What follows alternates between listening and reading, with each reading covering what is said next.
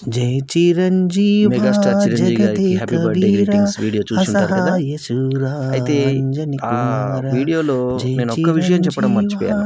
ఆ చిరంజీవి జగదేక గారిని నేను ఎక్కడ అసహాయ కలుసుకున్నానని. శూరా అంజని చాలాసార్లు కుమార. ఎన్నో ప్రోగ్రాంలో ఆయన్ని దూరం నుంచి చూడడం జరిగింది, దగ్గరికి వెళ్ళి నమస్కారం పెట్టడం జరిగింది. కానీ తెలుగు సినిమా రచయితల సంఘం రజతోత్సవాల సందర్భంగా జరిగినటువంటి కార్యక్రమంలో నాకు సన్మానం జరిగింది. ఆ రోజు నాకు విశిష్ట పురస్కారం ఇచ్చారు.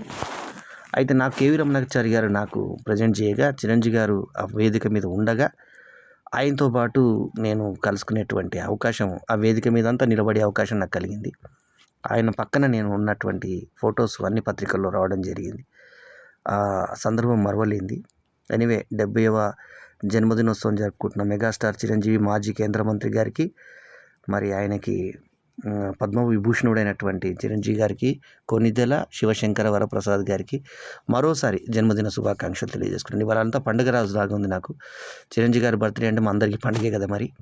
సో మాలా నటులందరికీ కూడా ఒక ఆదర్శప్రాయమైనటువంటి గొప్ప వ్యక్తి, నృత్యానికే ఒక వన్నె తీసుకొచ్చినటువంటి గొప్ప డ్యాన్సరు, అద్భుతమైన నటుడు చిరంజీవి గారు. సో ఆయన కొన్నేళ్లుగా తెలుగు పరిశ్రమను ఏలుతున్నటువంటి నంబర్ 1 హీరో. ఇప్పటికి కూడా తిరుగులేని యశస్సుతో వస్తున్నటువంటి రాబోతున్న విశ్వంబర దాకా ఆయన సినిమాలు 160 పైచిలుకు సినిమాల్ని నటించినటువంటి చిరంజీవి గారికి అభినందనలతో ఆల్రౌండర్ స్టార్ బల్లెం వేణుమాధవ్. నమస్తే. జై హింద్.